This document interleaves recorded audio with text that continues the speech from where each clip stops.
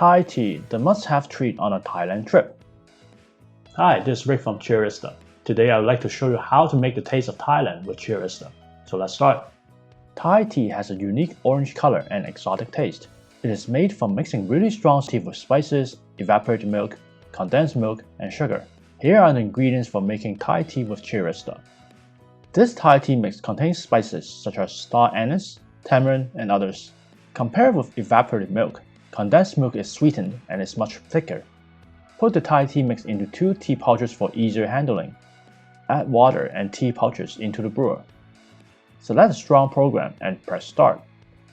The brewer will make the tea nice and strong for us automatically. Add sugar and condensed milk and stir in the tea. Pour the mix over ice cubes.